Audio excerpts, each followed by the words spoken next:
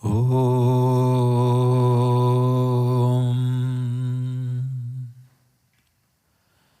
Guru Brahma Guru Vishnu Guru Devo Maheshwaraha Guru Sakshat Param Brahma Tasmai Shri Gurave Namaha Ajnana Timirandhasya Jnananjana Shalakaya Chakshuran Militam Yena Tasmai Shri Gurave Namaha Tvameva Mada Cha Pita Tvameva Tvameva Bandhuscha Sakha Tvameva Tvameva Vidya Dravinam Tvameva Tvameva Sarvam Amriteshwari Ma Tvameva Sarvam Amriteshwari Ma Tvameva Sarvam Amriteshwari Ma.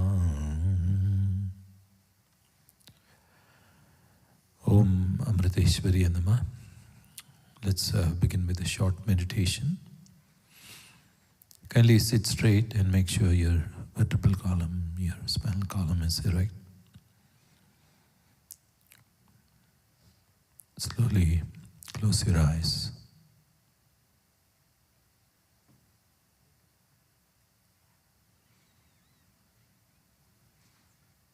Bring your awareness on your breathing normally.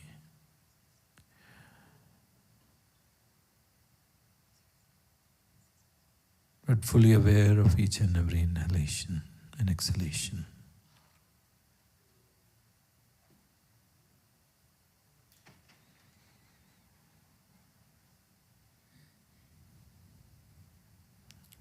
And as you focus on your breath, feel the deep relaxation.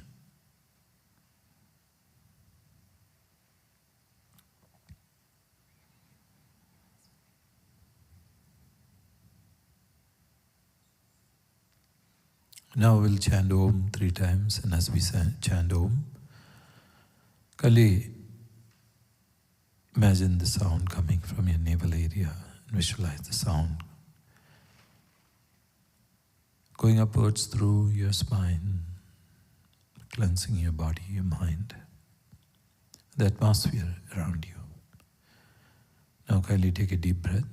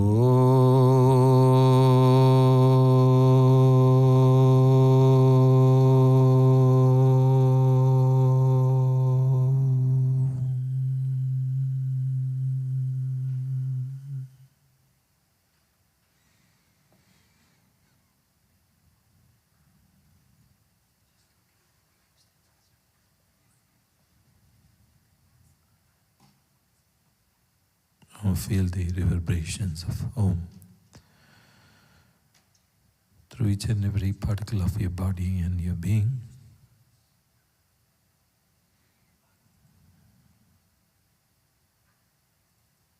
And feel the silence of the mind.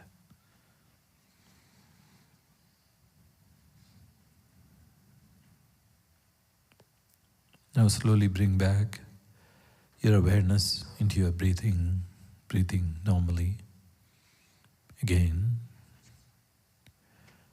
And now when you breathe in, chant the mantra Ma silently along with your in-breath, and Om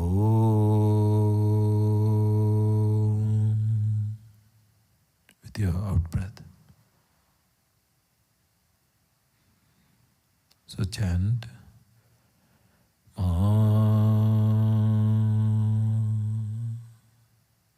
Hold your breath for a few seconds. Om. Don't hold it for too long. And continue like this for some time. Chanting Ma when you inhale and Om when you exhale.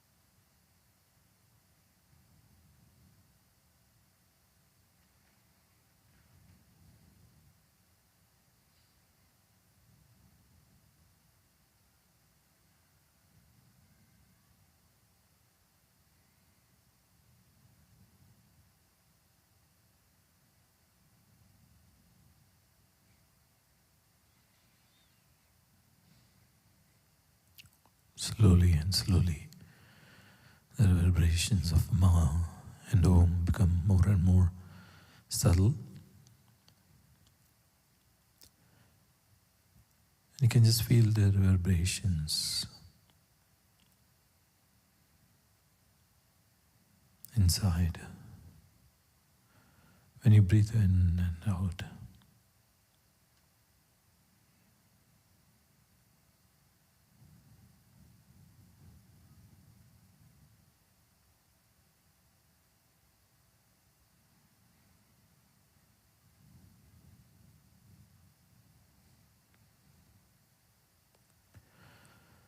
Ma is a representation of love, divine love, a dome of divine light. Imagine your heart being filled with that love and divine light, and expands like a beautiful flower blossoms. And feel your heart opening up to receive the grace.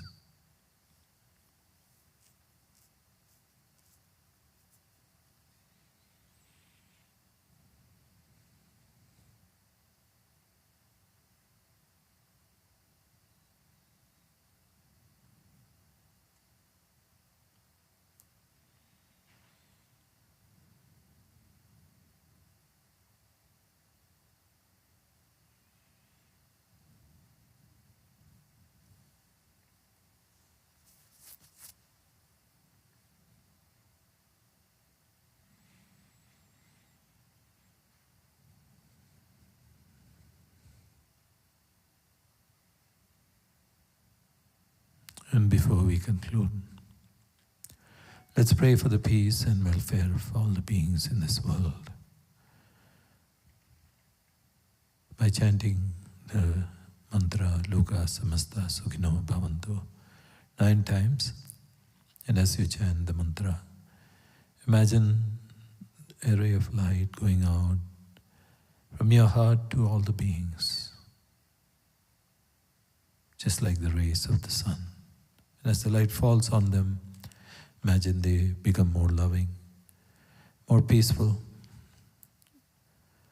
more compassionate, and more blissful. And while imagining so, let's chant Loka Samasta. Om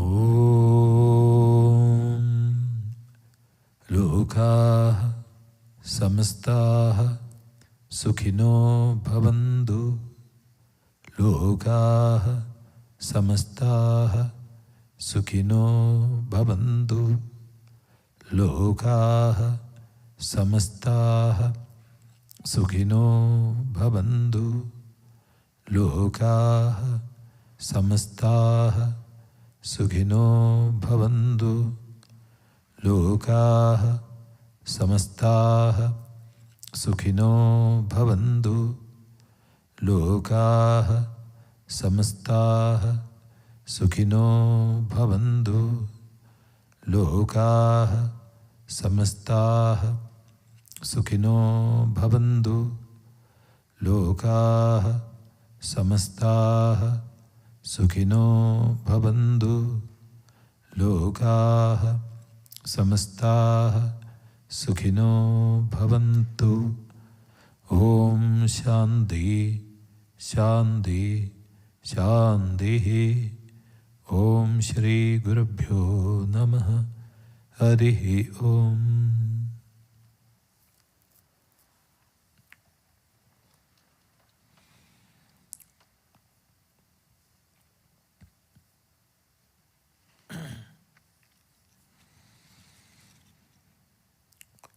Om Dhyayamo Dhavlavagundhanavatim Tejomayim Naishtikim Snigdha Pangavilokinim Bhagavatim Mandasmidashri Mukhim Valsalyamritavarshinim Sumadhuram Sankirtanalapinim Shamangi Madhusikta Sutim Amridanandatmikam Ishwarim. Om Narayanam Padmabhuvam Vasishtam Shaktim Chatatputram Parasharam Chavyasam Shugam Gaudapadam Mahandam Govinda Yogindram Athasya Sishyam Sri Shankaracharyam Athasya Padmapadam Chaha Hastamalakam Chashishyam tam todakam bhartikakaryamanyan asmat gurun santadamanadosmi. Om Guru Brahma Guru Vishnu Guru Devo Maheshwara Guru Sakshat Param Brahma Tasmai Shri Gurave Namaha. Om Amriteshwarye Namaha.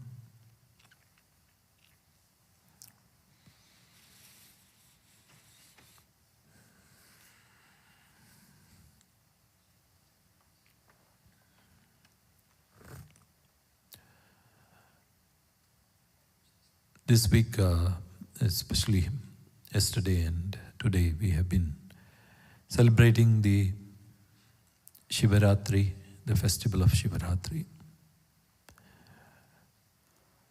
And Amma celebrated it at night, coming out, even after giving darshan.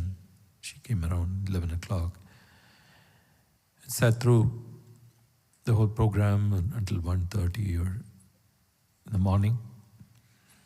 So, just a little bit of Shrivaratri.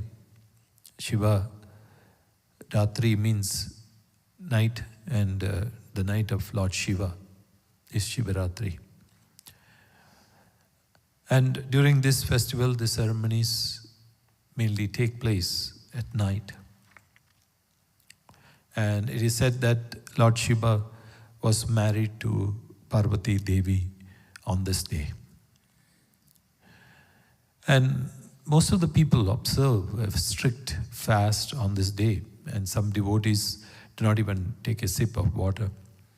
And they keep vigil all night. And the Shivalingam is worshipped throughout the night by washing it every 3 hours with milk, yogurt, honey, rose water, while chanting the mantras, Shiva mantras like Om Namah Shivaya, etc.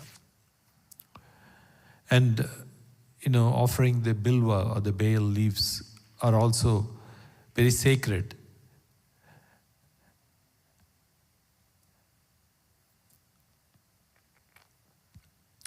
One of the main reasons why they celebrate this festival is a story in the Shanti Parva of Mahabharata.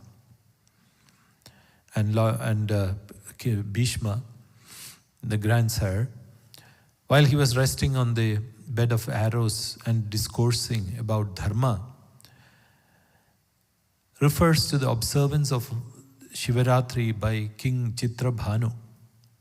And the story is that once King Chitrabhanu, who ruled over the whole of Jambudvipa, was observing a fast with his wife, being the day of Mahashivaratri. And the great sage Ashtavakra came to visit the court of the king. And the sage asked, "O king, why are you observing a fast today?" And King Chitrabhanu explained that it was Mahashivaratri day. He had the gift of remembering the incidents of his previous birth.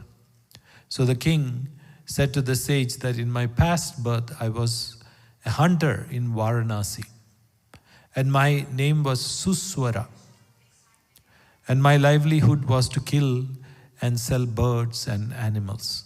And one day I was roaming in the forest in search of animals. I was overtaken by the darkness of night.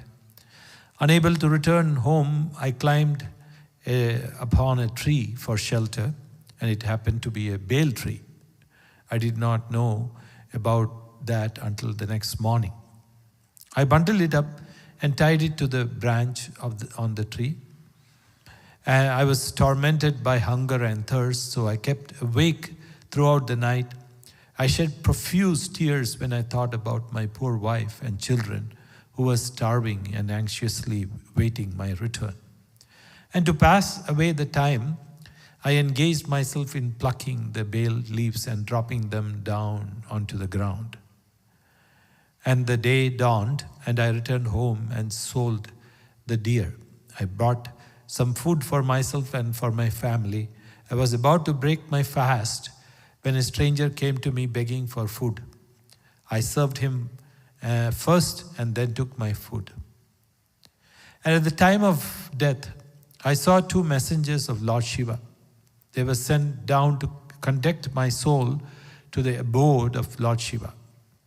It was there that I learned for the first time of the great merit I had earned by the unconscious worship of Lord Shiva during the night of Shrivaratri. And they told me that there was a Shiva Lingam, which you might have seen. There's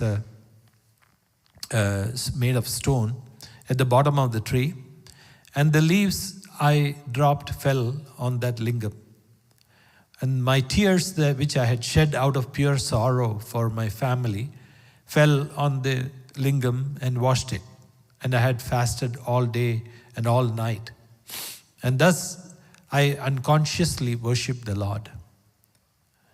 So I lived in the abode of Lord Shiva and enjoyed divine bliss for long ages. And now I am reborn as King Chitrabhanu. So you can just imagine. So just by doing that Shrivaratri ritual for one day, he was given so much of benefit. And the scriptures record the following dialogue between two people giving the inner meaning of the above story. So one of them said it is an allegory. The wild animals that the hunter fought are lust, anger, greed, infatuation, jealousy, and hatred. And the jungle is the fourfold mind consisting of the subconscious, the intellect, the ego, and the conscious mind. And it is in the mind that these wild animals were roaming about freely, and they must be killed. And our hunter was pursuing them because he was a yogi. And if you want to be a real yogi, you have to conquer these evil tendencies. So what was the name of the hunter? This was Suswara. That means one's sound or voice is very melodious. So if a person practices yama and niyama, that is the yama means the rules, and niyama means the rules. Yama is the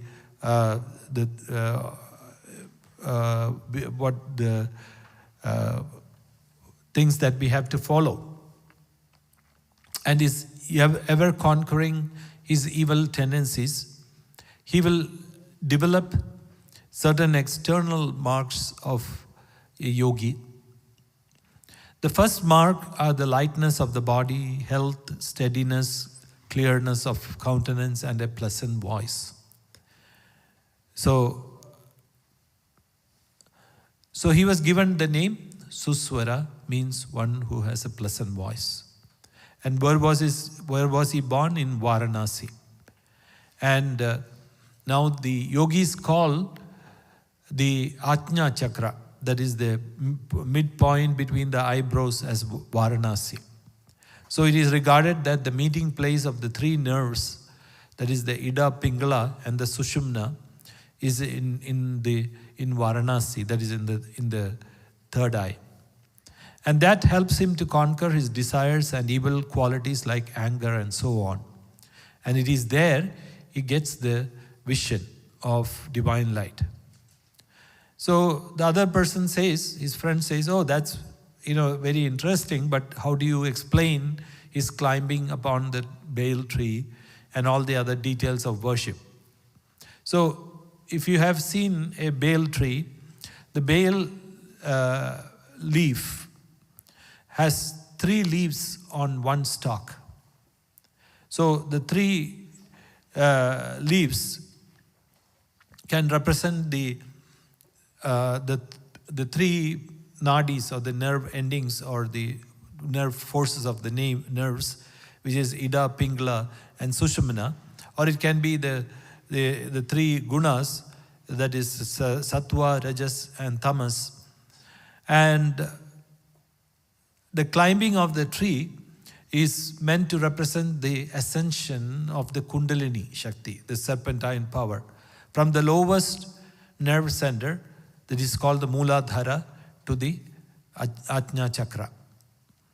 So the yogi was in the waking state when he began his meditation. So he bundled up the birds and the animals that he had slain. So those are all the evil tendencies. And tying them on a branch of the tree, he rested there. That means he had fully conquered his thoughts and rendered them inactive. So he had gone through the steps of Yama, Niyama, Pratyahara. On the tree, he was practicing concentration and meditation. And when he felt sleepy, it means that he was about to lose consciousness. He was determined to keep awake.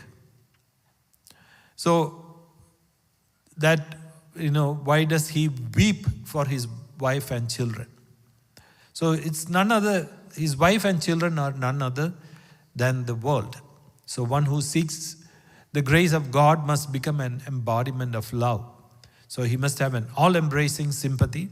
His shedding of tears is symbolical for his universal love. In yoga, also one cannot have illumination without divine grace. So why did he pluck and drop the bay leaves? So it is only mentioned in the story to show that he had no extraneous thoughts. He was not even conscious of what he was doing. All his activity was confined to the three nadis. So the three leaves represents the three nadis. And he was in fact in the second state, namely the dream state, before he passed to the deep sleep state. So it is said that he came down and saw the lingam. What does that mean? So that means in the Turiya state, that he passed the three states and went to the fourth state, which is the Turiya state. And there he saw Lord Shiva, or the lingam, the mark of Lord Shiva in the light. So that is the meaning. And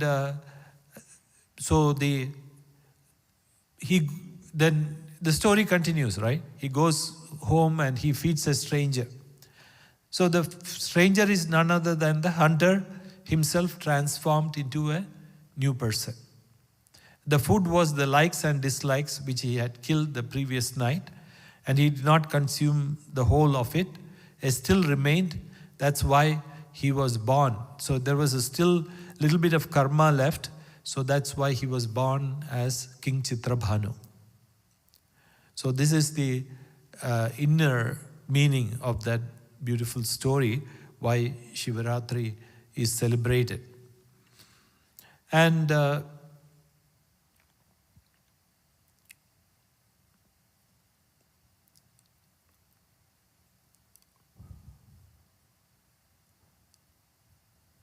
so also one of the, as I said, one of the main reasons why is today Amma was saying that, Ratri means night.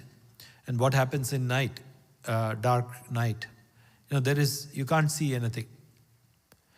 And so there is, even though you can see anything, what remains? You cannot even see your body. But what remains there?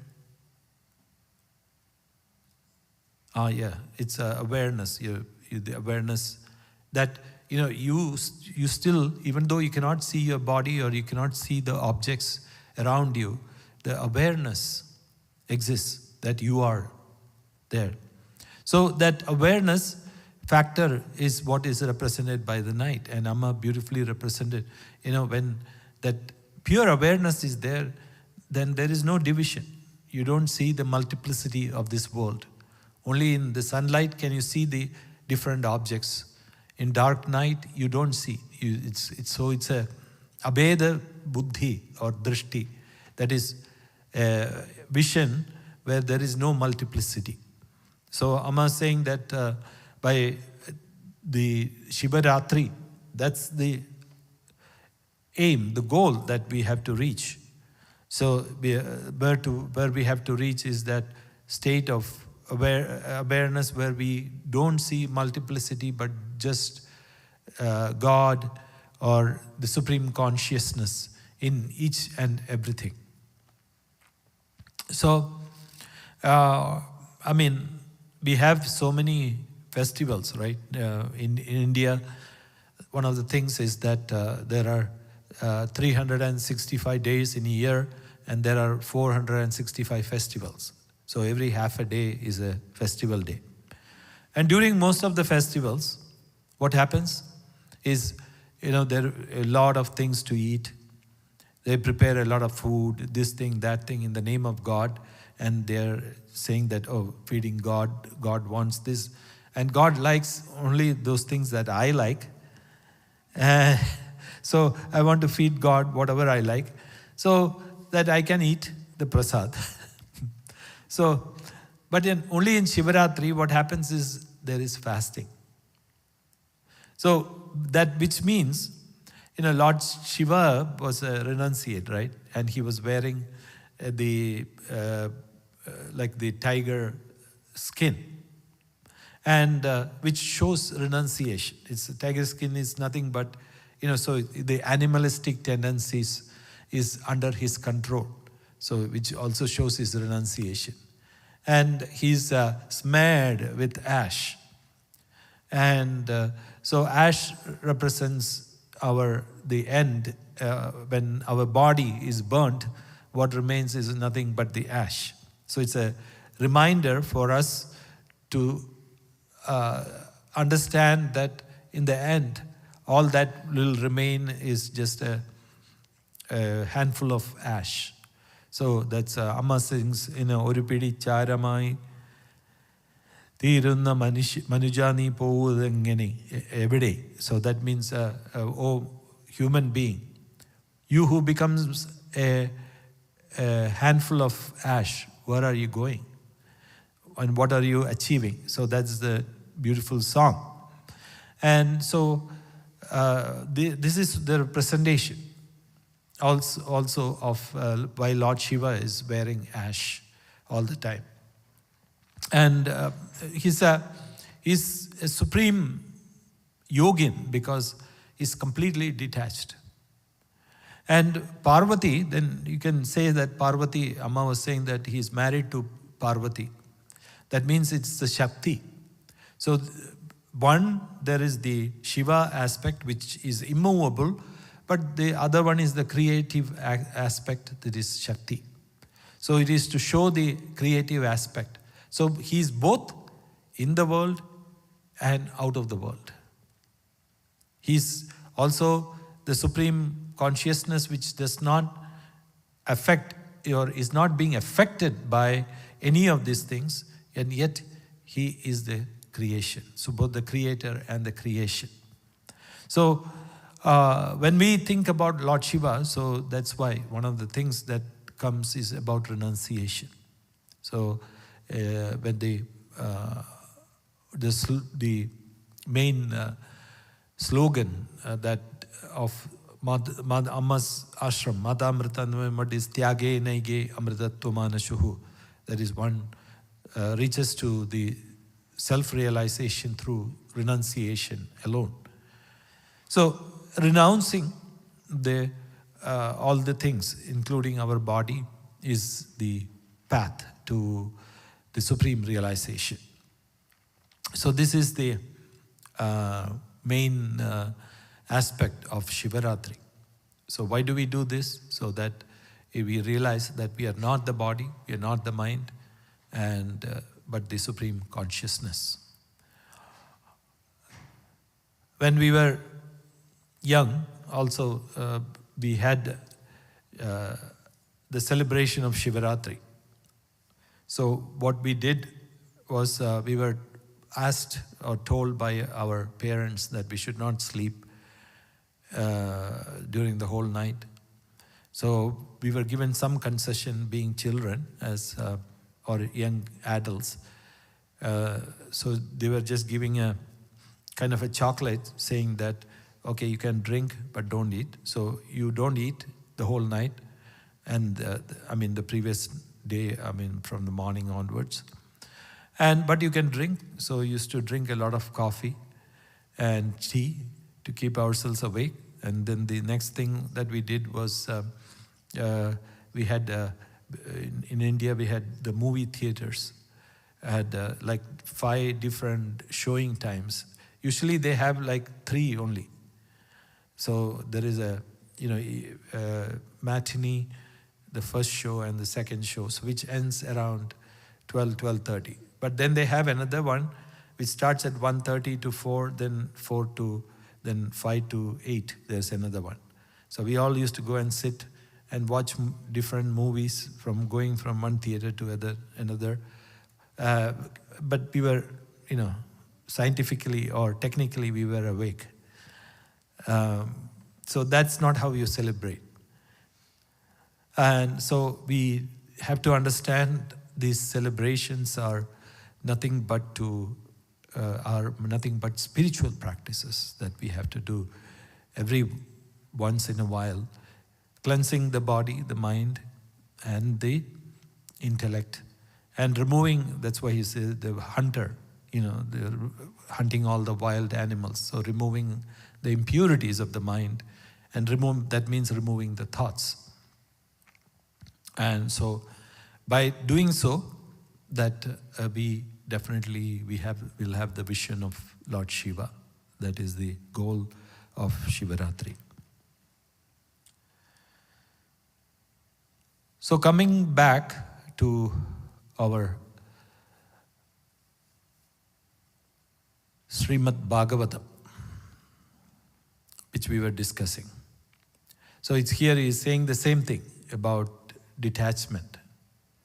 Do you remember he was talking about how this world is, and what are all the problems, and he was talking about the allegory of a person who was walking in the forest being attacked. So the same thing. It's a different version of that. And so he was saying that the results of a jiva's good works are exhausted, and he becomes dependent on worldly men, and then sometimes through unholy associations he falls into these atheistic sects which are like waterless rivers. And so then when he is not able to gain his livelihood, then he starts oppressing others, and even turns towards his family, like his father and mother, even to distant relatives, to dispossess them of their material belongings by asserting his right. And sometimes so you remember this is Saint or the yogi Jadabharata, who was giving advice to the king, not Chitrabhanu, that's the first thing that comes to my mind, but Rahugana. And sometimes due to want of food and other necessaries, here it is actually Sage Shuka who's talking to King Parikshit, explaining what Jadabharata had explained previous and the meaning of all those symbols. So Shuka is talking to Parikshit. And so he is saying that sometimes due to want of food and other necessaries, he undergoes intense and increased sufferings in his home, like one caught in a forest fire and thrown into utter despair and depression. So he's explaining what happens to a person who is attached to the world overly. And as I was also telling you last time, they have to exaggerate. They have to exaggerate so much that they have to give a fearful picture of what is going to happen. Otherwise, Amma was talking about that also today, that it is fear that will culminate in bhakti or devotion. Many people, why do they go to the temple, or why do they are afraid that to do wrong things? Because they know that God will punish them, or the law of karma is there. So through fear, which is the sign of the Kali Yuga, And Amma was saying in Kali Yuga, that is Kamsa Bhakti. That is the bhakti, the devotion of Kamsa. And who was Kamsa? You remember, Kamsa was the maternal uncle of Lord Krishna. And he had heard that Lord Krishna would kill him. And so he was so afraid that, any time there was a wind that came, he would think about Lord Krishna is coming to kill him. Or something fell down, suddenly he will jump up thinking it's Lord Krishna. So his mind was filled with fear of his own death. But through that he was remembering Lord Krishna. So that this Kamsa Bhakti, Amma was saying, is the sign of this Kali Yuga. So you need fear for people to instill that faith in God or in the Guru. So without which people will not come and follow the laws that has been explained in the Vedas. So here he's saying that when these things, when we describe all these things that happens to a person who will stray from the path, then only they will remain on the path. Correct? So if you portray so badly what happens to a person, so then you will understand, and then you may stay on the path and not stray away. And the yakshas means the subtle beings who are supposed to steal away the vital energy of man, are the kings who in adverse times like wars and invasions deprive a man of his whole wealth, dear to him as life itself, and leave him practically a lifeless corpse. So these subtle tendencies, or like we can say, the yakshas means the subtle negative tendencies. It will just take away all the energy, and what will it do? It will just leave you like a corpse. I'll just give you an example. It's very simple. Just think about a man who gets drunk. What happens to him after some time? He's just a corpse lying down somewhere, right? And he cannot even get up.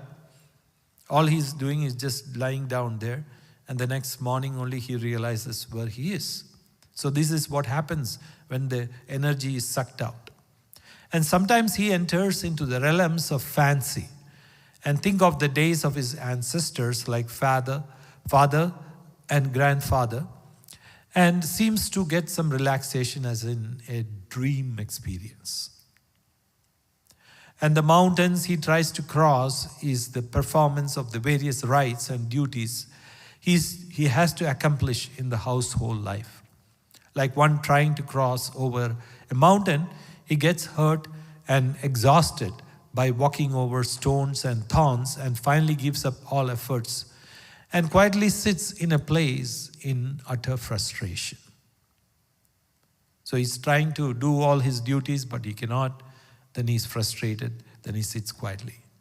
And sometimes tormented and exhausted by unbearable hunger, he seeks compensation by losing his temper at his wife.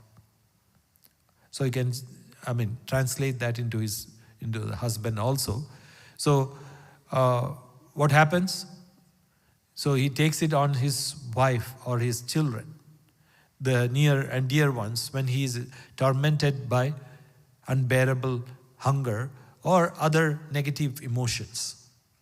And the python gripping him is sleep, absorbed in which he afterwards lives like a dead body in the darkness of tamas, abandoned by all in a lonely forest. So then what happens is tamas, that is laziness, grips him, and he's just like a python who is abandoned by all in a lonely forest. And evil men are the fierce serpents who attack and shatter his molars that stand for self-respect. The shock caused thereby deprives him of sleep and his power of correct judgment. And like a blind man fallen into a disused well, he welters in stupefying sorrow. And at times, owing to his hankering for the honey of vulgar enjoyments, he runs after other people's women and wealth, only to be killed by their masters or the ruling king. He suffers the torment of abysmal hell as a consequence. Hence, great men say that self-centered action prompted by desires is the fertile field of sufferings in this world and in the next. So this is very important. Self-centered action prompted by desires is the fertile field of sufferings in this world and in the next. So what brings about this cycle of karma, of birth and death and taking another body and going, then dying again and then taking another body? It is the self-centered actions.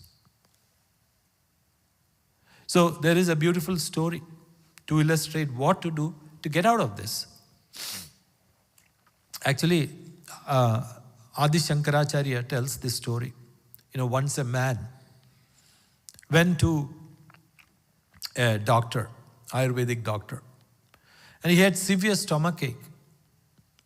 And he went to the doctor and said, I have severe stomachache. I ate a bunch of ghee yesterday.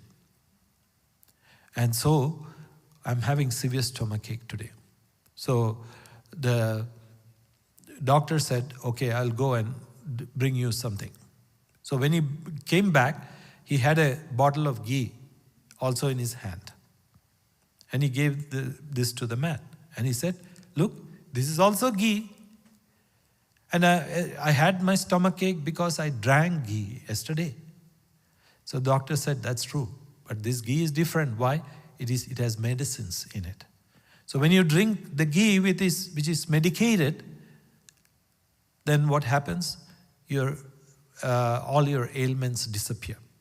Similarly, so like when you go to an ashram, what is the first thing that the guru or Amma asks you to do? Amma doesn't ask you to sit on your all fours or start meditating immediately, or stand on your head and do this yoga posture, that yoga posture. And even when you come to the ashram here, what do you do first? It is seva, right? Seva means selfless service. It's action. We are doing action also here. So you are saying now, action is binding, and now you are saying, when you come here, you are getting into the realm of action. I thought when I come to the ashram, I'm going to study Vedanta and do this, do that, and meditate for like 18 hours a day. But now, coming here and doing seva, what is this? So people ask this question, right? So isn't the ashram meant for doing meditation and study of scriptures and all these things? True. But you cannot swallow it in the beginning because it won't digest. Even if you swallow it, it won't digest. So you have to do seva. So that's the first thing that the guru does to you. So the guru asks you to do seva. So why? Because that by doing seva, you learn how to do selfless action. Until now, you were doing selfish action. You were doing action either for yourself, for your family or friends, or getting something. And now when you come to the ashram, what are you doing? You're doing seva. Seva, nobody is going to give you a certificate saying that, oh, you did your seva so well. And not only that, sometimes not only you won't get a certificate, sometimes you get a scolding. Or criticism from others saying, what kind of idiot are you? You can't even cut vegetables properly. And you have a PhD. Most of the people who come here have either PhDs or IT degrees.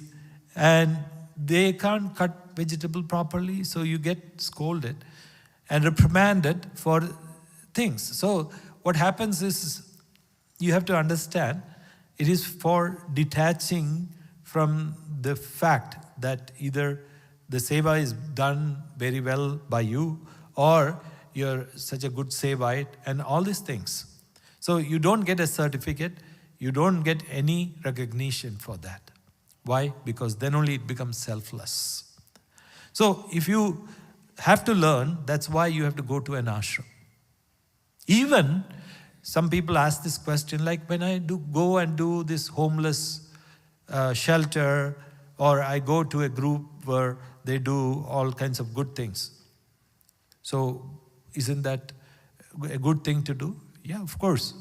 When you cannot go to an ashram, it's a good thing to do. But why do you go there? And first of all, you go there because you want to prove you're something, or you're giving something to somebody, which they do not have. So you are putting yourself in a higher pedestal than them. And secondly, you choose what you want, right? And you choose that I should go and feed the poor. Why? Because your stomach is always full.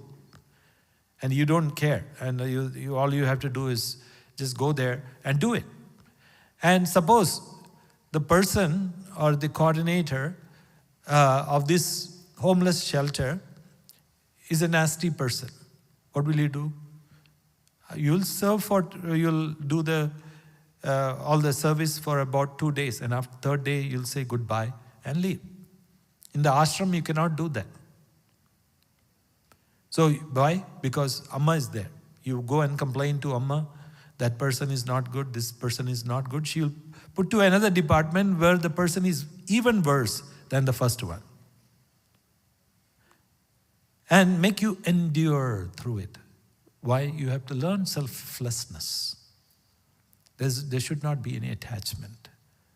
So this is what happens.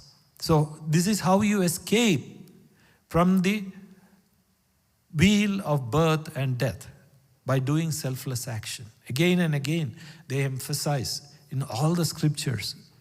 Again and again, 1,000 times, they say do selfless actions.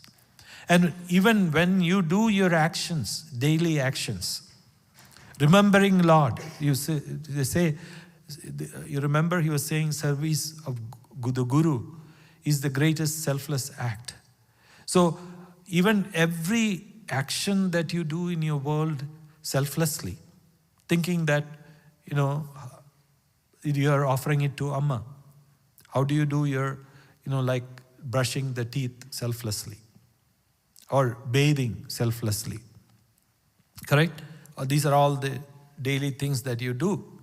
So you can imagine, as Amma says, when you brush your teeth, imagine you're cleaning all the negativities.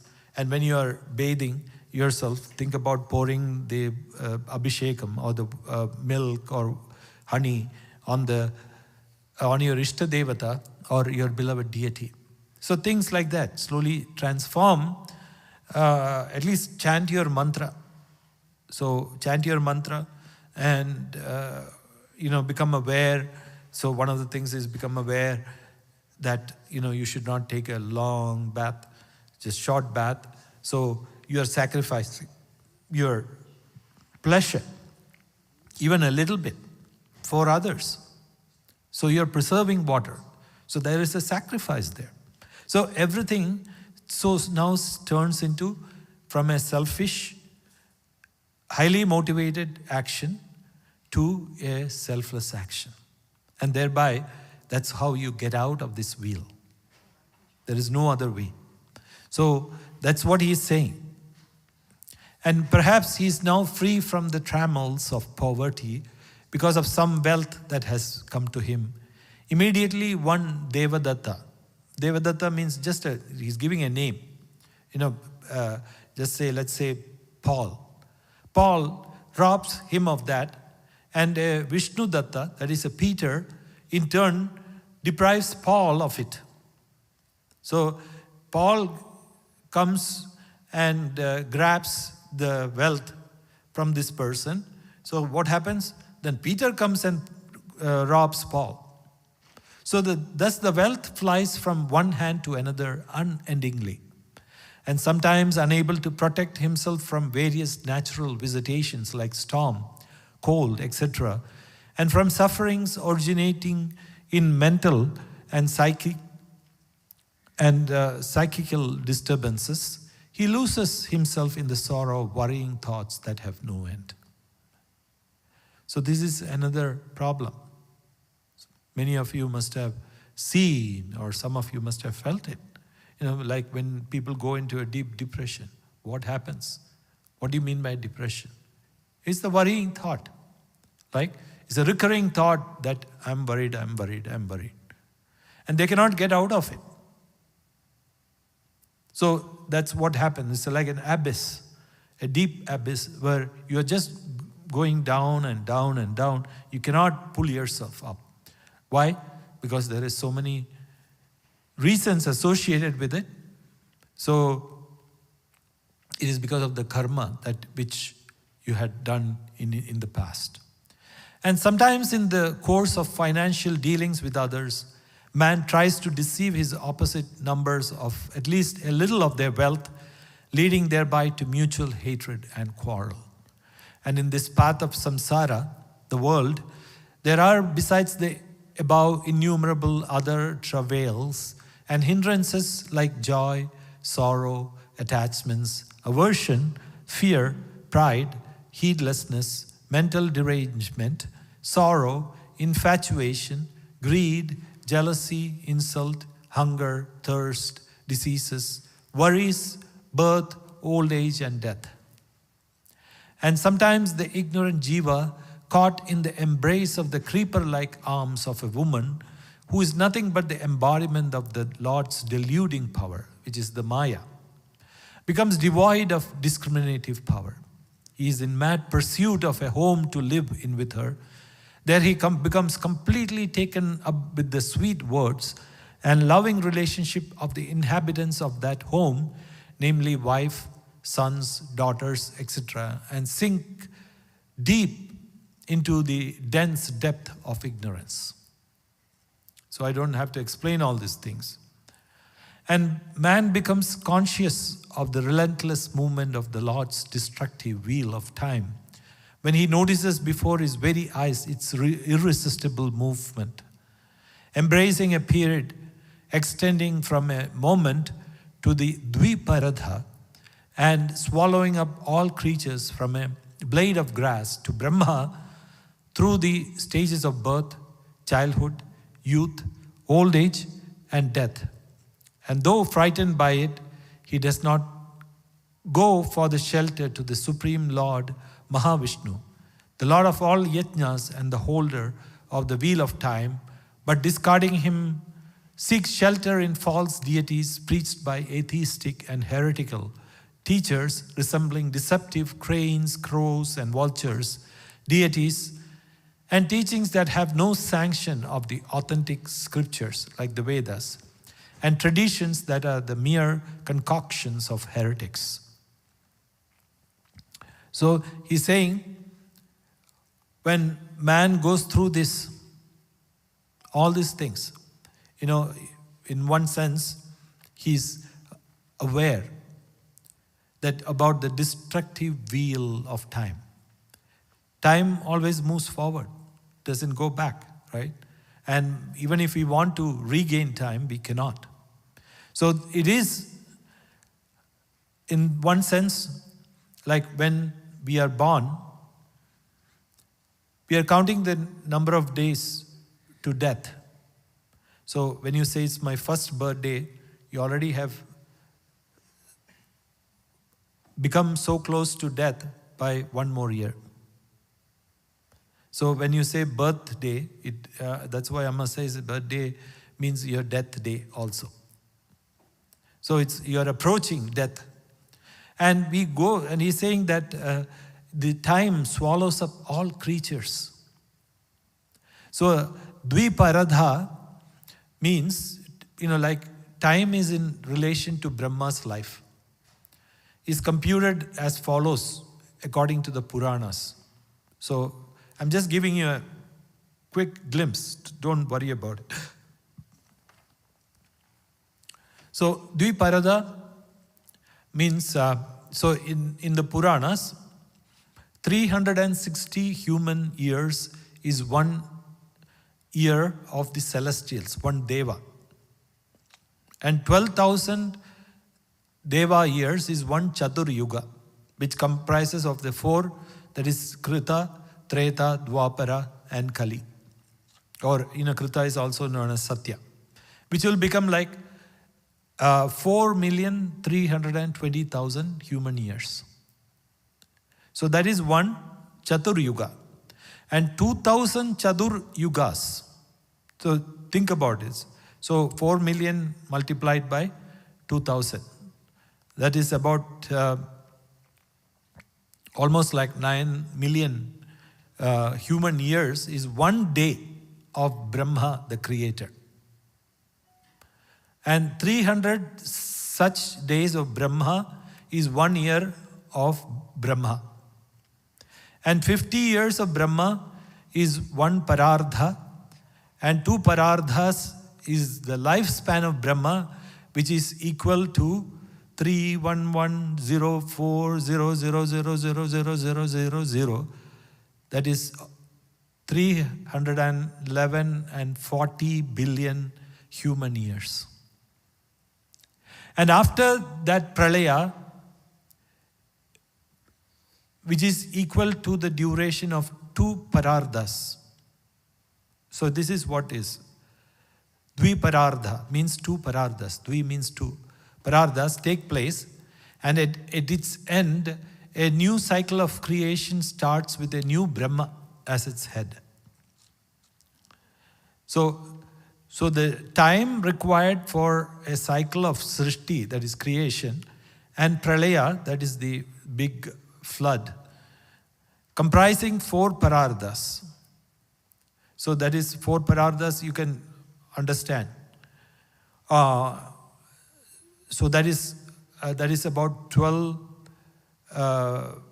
or not 12, that is 1 million, about so and so billion years. That is trillion years. So the time, that is this is just like the 1 wink of Mahavishnu.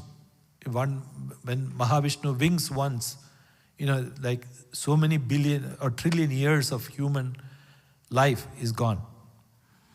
So each day, so we don't want to worry about all these things, okay?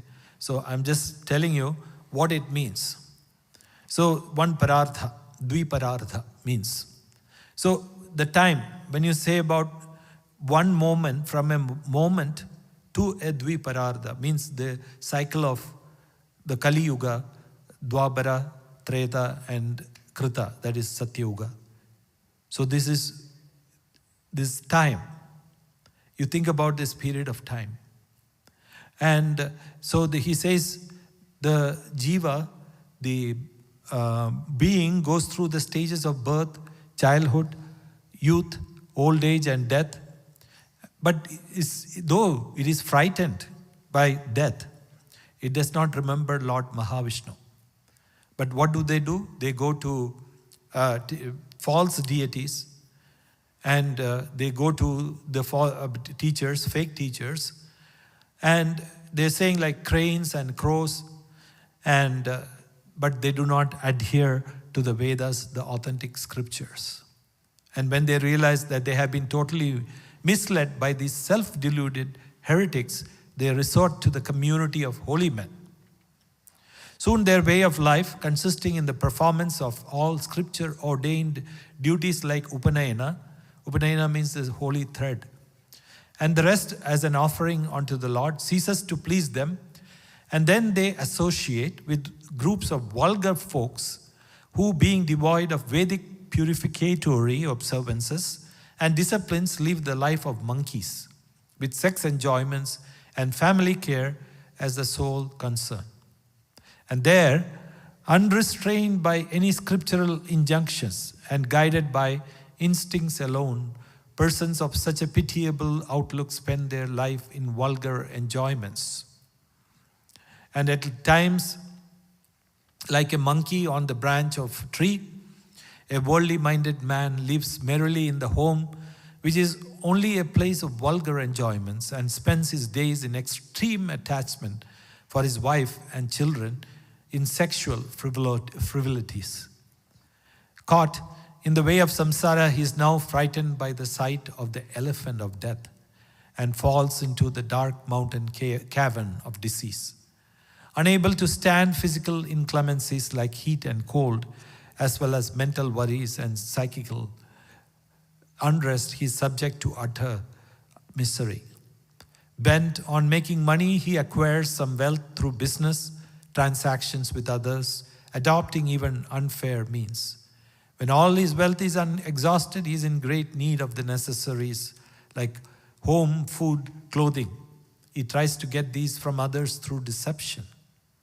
And though he is thus inimical to others because of greed for wealth, he nonetheless, owing to his long cultivated habit, enters into marriage alliances with those very people only to break them very soon. So he goes on explaining. And he says, they never attain to jnana and bhakti, the fruits of spiritual striving, which holy men established in universal love, self-control, and peace gain. So what do you gain by self-control? So that is, he's saying jnana and bhakti. And even great kings who are world conquerors are far famed for the great yajnas they have performed, do not attain it. So people who, like great kings, have done great yajnas, but still they don't attain what the great yogis get. For being at bitter feud with others, owing to their intense sense of possessiveness, they in the end abandon those very possessions and lie dead in the field of battle. That's like as I was telling the example of King Alexander. And holding on to the creeper of prarabdha, they may get released from the hell into which they are consigned, but they soon return only to join that band of travelers on that road of samsara again. The same is the fate of the denizens of higher worlds like that of Indra. The unique greatness of Bharata has been sung as followed by the ancients. So Bharata was, you remember Bharata was a king. But he did not get entangled by all these things. So that's why they are singing his praise, his one by one. What happened to him? Even though he was a worldly person, he was not of the world. Even though he was a king, he did his actions selflessly. And that's what made him into Bharata. So similarly, here, as I said, sometimes when we see the explanations, they are showing that the life of a householder as so vulgar and all these things. So, but please don't worry about it. That's not the intent. It's not that it's not, the sense it is vulgar, but you have to understand that if you live like that, that's where it's going to lead to. But if you have the spiritual inclination, for most of us, that is the biggest blessing that we can count upon. We have Amma. And Amma will definitely pull us up. Even if we are steeped deep into the mud, she will come and pull us up and take us into her realm of supreme bliss, one day or the other. So that's what it is. So just holding on to the hand or the feet of the Guru. And then only we will be able to escape from the wheel of birth and death. And he was saying, even in the Devaloka, like Indra, even there, you have to come back to the earth and be born again and again. Because once your punya, your merits are exhausted, then you have to come back. There is no choice. You're being born. So only escape is by doing spiritual practices and doing selfless actions. So that's what he saying here. And King Bharata was such a person. That's why he became Jada Bharata. How he became Jada Bharata was because of his spiritual practices. Even when he was a king, he did his duties just like he was not, he was not in possession of his country, or he was a representative of the Lord. And at the right time, he just left his home and he just went into the forest and started doing his spiritual practices. So this shows the greatness of those people. And when we listen to those stories, it is for us to get that inspiration from their lives, how they led their lives in those times.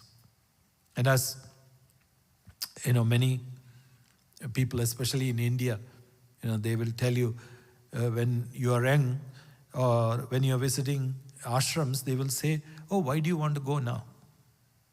You can go when you are retired. You'll have a lot of time. You take the case of so many retired people. By the time they are retired, they cannot even stand up properly or sit properly. And not only that, the mind does not have any inclination to do any spiritual practices. All you can do is find fault with your daughter-in-law or mother, then son-in-law, and keep, hankering about it, all the relationships. And they are praying, oh God, please take this person away as quickly as possible. That is their prayer. And you are like a ghost living in your own house. Just think about this. So that is the life of many people now. And as you know, like many people, it has happened recently. They will just take their father or mother and just leave them on the street and go away. Why? Because they cannot bear, or their wives or their husbands are yelling at them and saying, get rid of your father or get rid of your mother. So we should not have that kind of a fate. We always have the ashram, right? So that we have to remember to move to the ashram at the right time. That's the only thing. You should not even stay even for a day more than what we are supposed to. And the moment we get the vairagya, the detachment, just get up and leave and say goodbye to everybody, and I'm going. So that is the effect of these things that we have to understand, that we have to learn, that we have to imbibe through these stories. So may Amma give us the grace to achieve our supreme goal. Om Amriteshwarya Namah.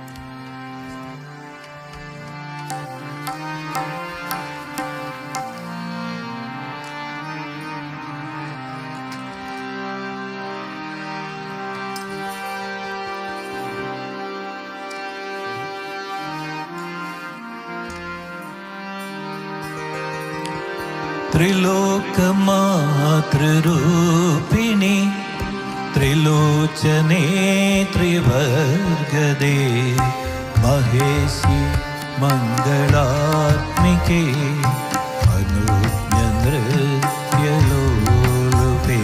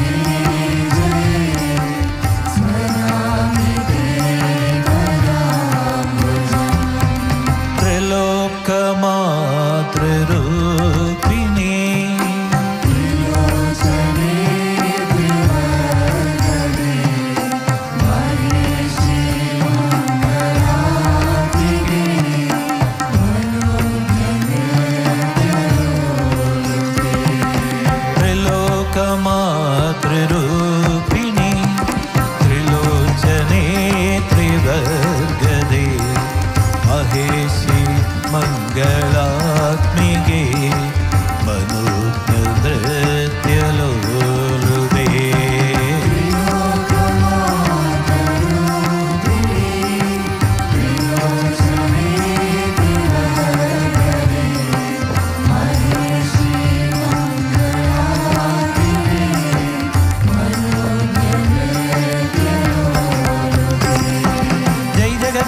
जय जगदम्बे जय जगदम्बे माँ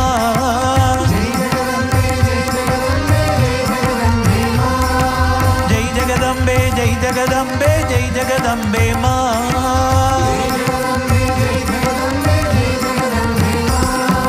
जय जगदम्बे जय जगदम्बे जय जगदम्बे माँ जगदम्बे जय जगदम्बे जय जगदम्बे माँ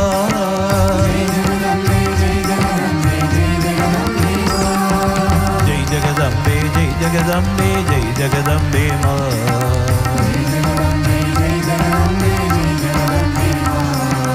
जय जगदम्बे जय जगदम्बे जय जगदम्बे माँ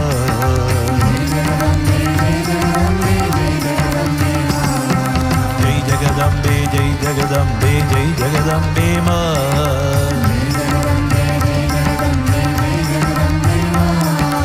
जय जगदम्बे जय जगदम्बे जय जगदम्बे माँ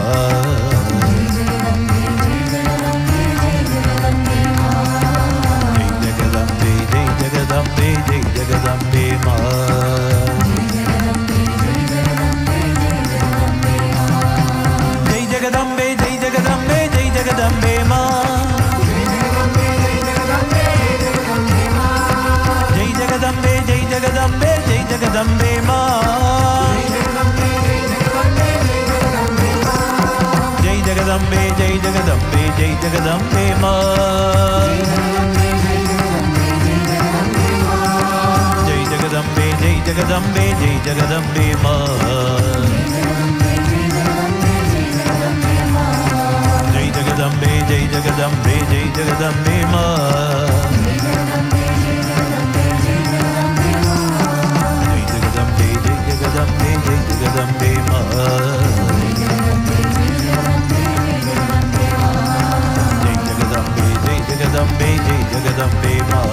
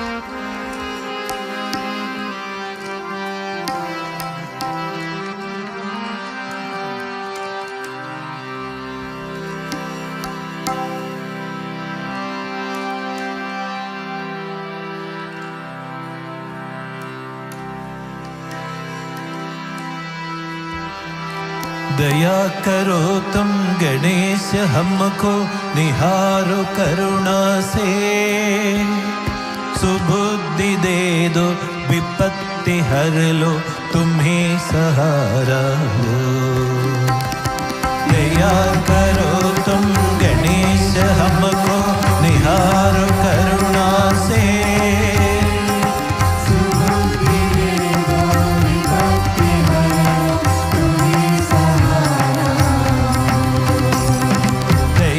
करो तुम गणेश हमको निहारो करुणा से, सुबुद्धि दे दो विपत्ति हर लो, तुम्ही सहारा हो। दया करो तुम गणेश हमको निहारो करुणा से, सुबुद्धि दे दो विपत्ति हर लो, तुम्ही सहारा हो। जय जय जय गणेश जय गणेश जय जय जय गणेश जय गणेश जय जय जय गणेश जय गणेश जय जय जय।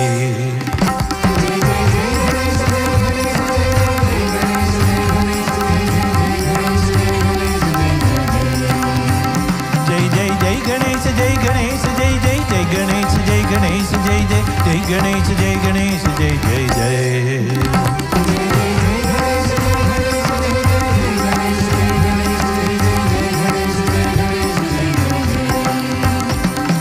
गणेश वरदो गजास्य वरदो वरदो विघ्नहरा।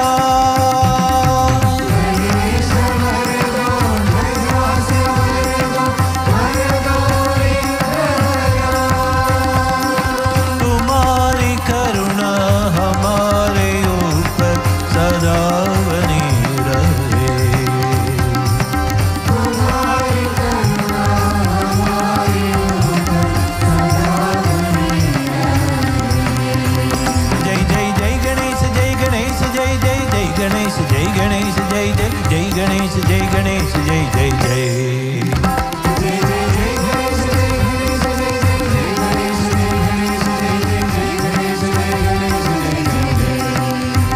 जय जय जय गणेश जय गणेश जय जय जय गणेश जय गणेश जय जय जय गणेश जय गणेश जय जय जय।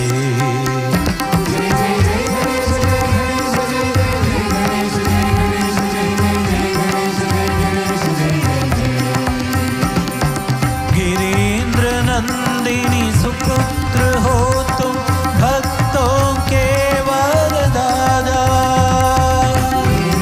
नंदिनी सुपुत्र हो तुम भक्तों के वरदाता। महेश नंदन तुम्हें हमारा प्रणाम है देवा। महेश नंदन तुम्हें हमारा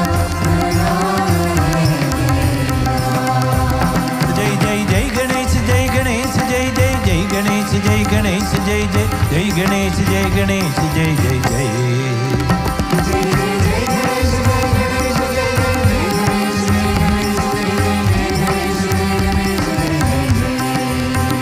जय जय जय गणेश जय गणेश जय जय जय गणेश जय गणेश जय जय जय गणेश जय गणेश जय जय जय।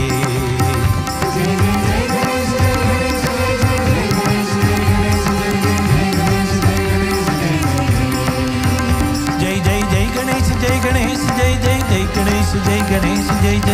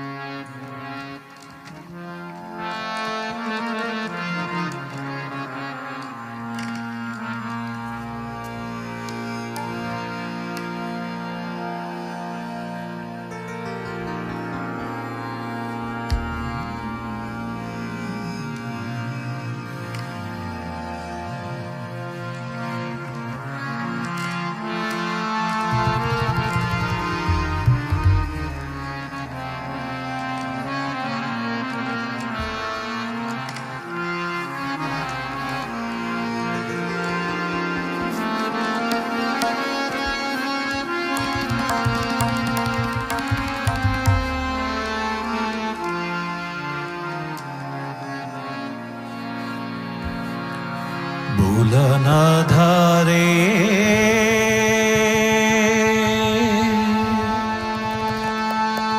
Kasinadhare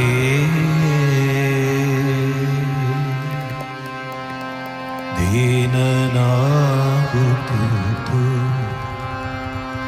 Vishwanadhutu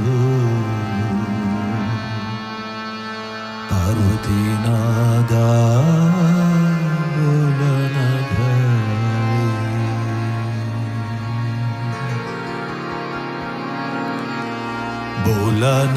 Bulanadhare Kasinadhare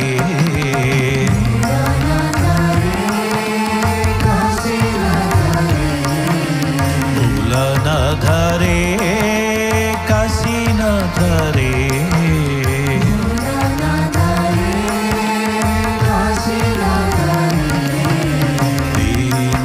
Dinanadhutu Vishwanadhutu Parvatinada Bulanadhare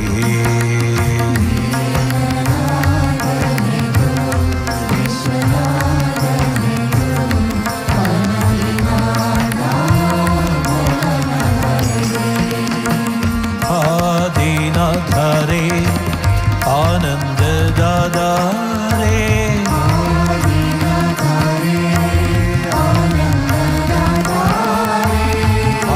Adinadhare Anandadadare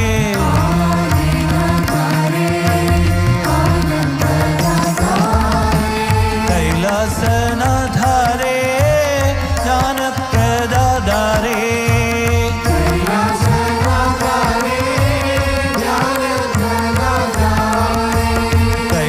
Kailasanadhare Jnanapradadare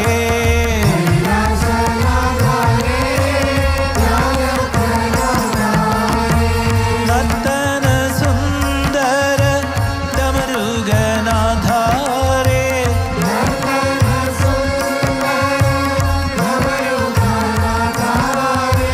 Nattana Sundara Damaruganadhare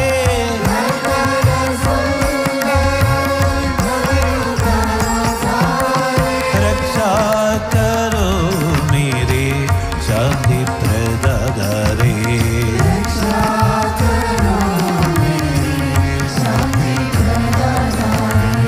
Raksha karo mere Shanti pradadare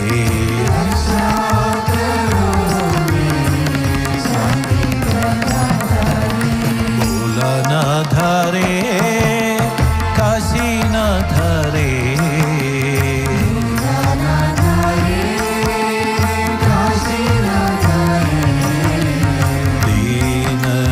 Dinanadhutu Vishwanadhutu Parvatinada Bulanadhare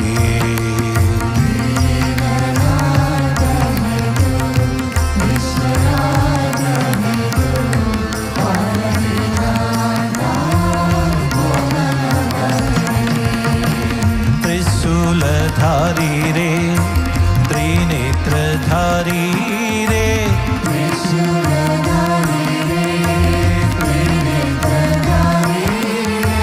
Trisuladhari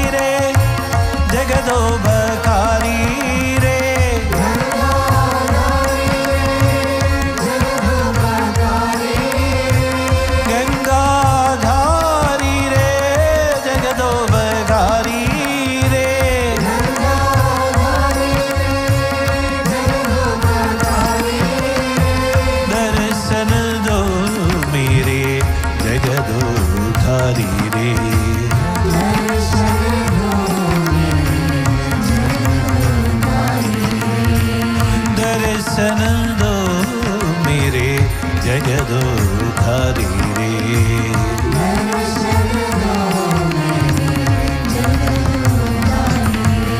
भोला न धरे काशी न धरे,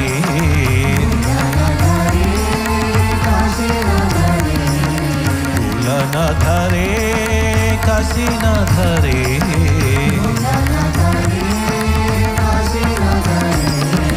दीननाद होत विश्वनाद होत पार्वती नादा भोला न धरे।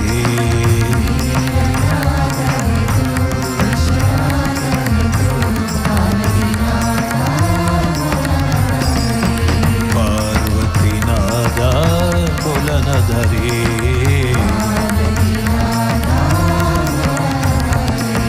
पार्वती नादा भोला न धरे।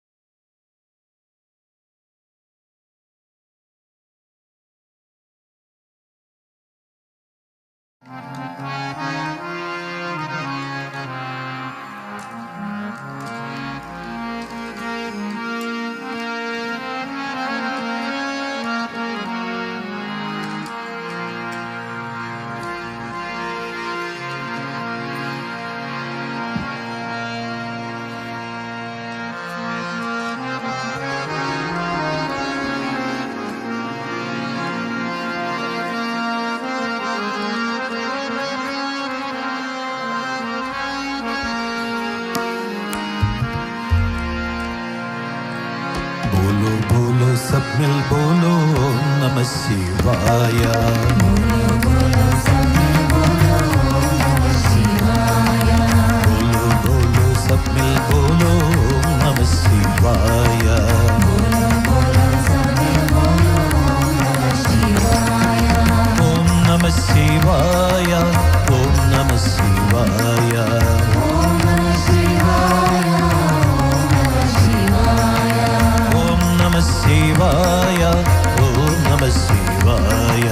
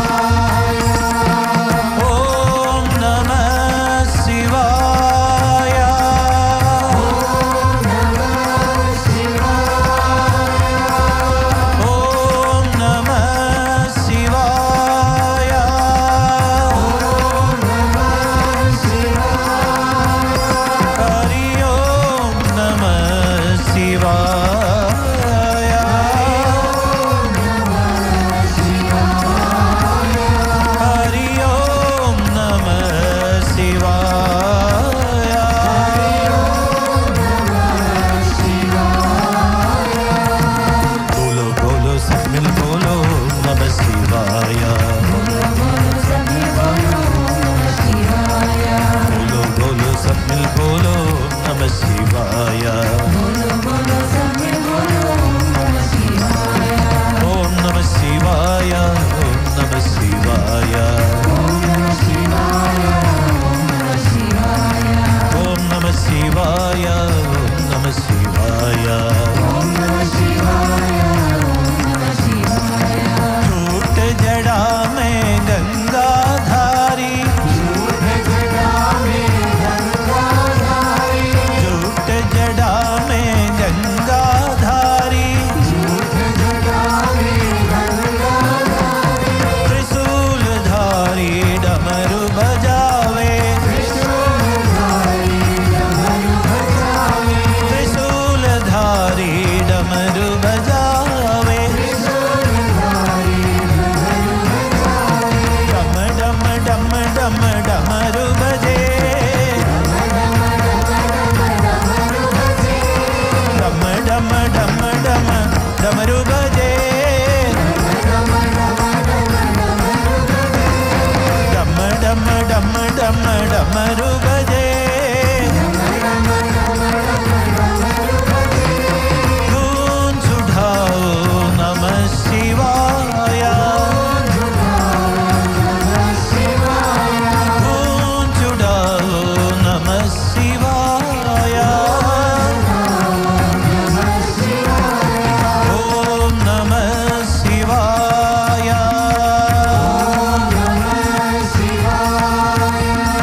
ओम नमः शिवाय, ओम नमः शिवाय,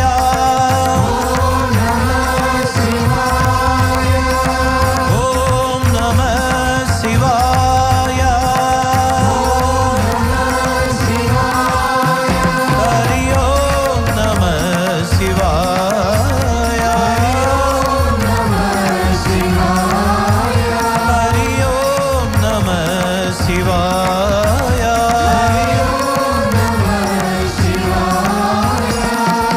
ओम नमः शिवाय,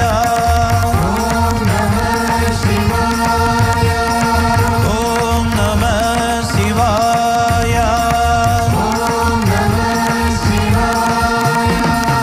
ओम नमः शिवाय, ओम नमः शिवाय, ओम नमः शिवाय,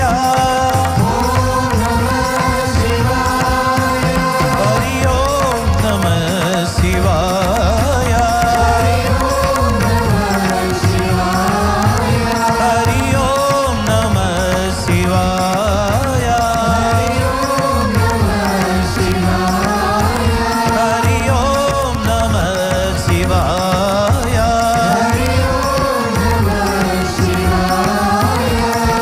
ओम नमः शिवाय, ओम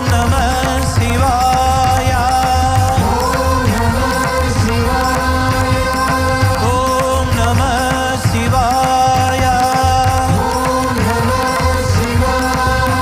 हरि ओम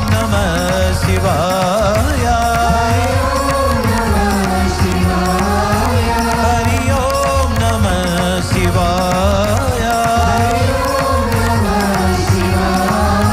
हरि ओम नमः शिवाय, हरि ओम नमः शिवाय, हरि ओम नमः शिवाय, बोलो बोलो सब मिल बोलो ओम नमः शिवाय।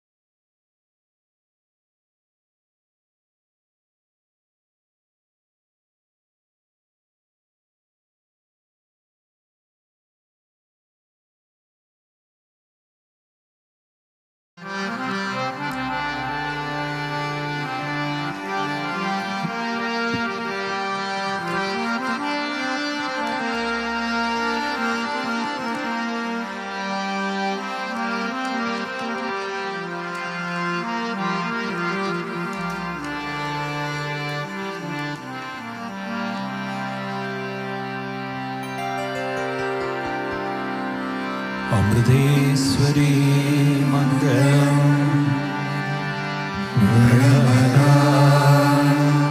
मुक्तिप्रदे मङ्गलम् भुवनेश्वरी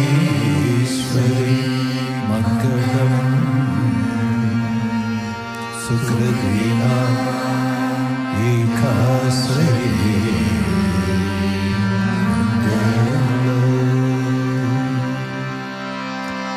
अमृतेश्वरी मङ्गलम् प्रणमदा मुक्तिप्रदे मङ्गलम् भुवनेश्वरी मङ्गलम् सुकृतिना एकाश्रये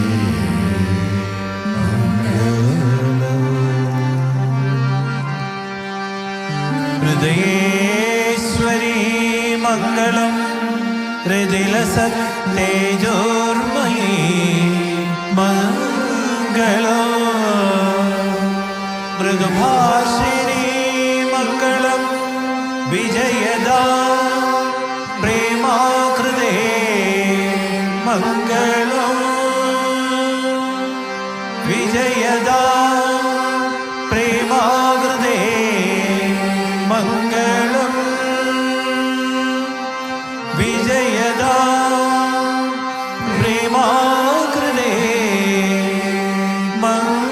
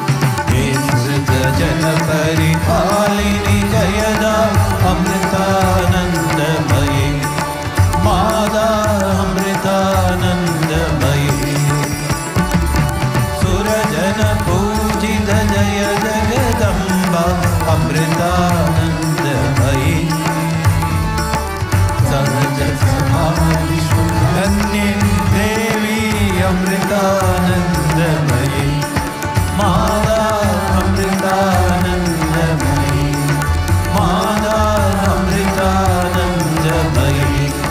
माता अमृतानंदमयी।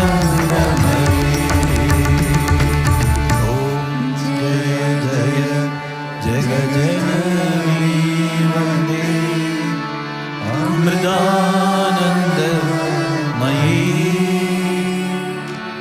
मंगल आरती माधव भवानी अमृतानंदमयी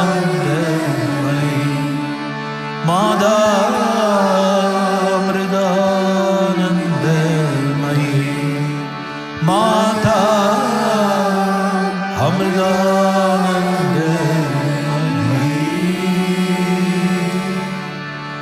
जय बोलो सद्गुरु माता अमृतानंदमयी देवी के जय।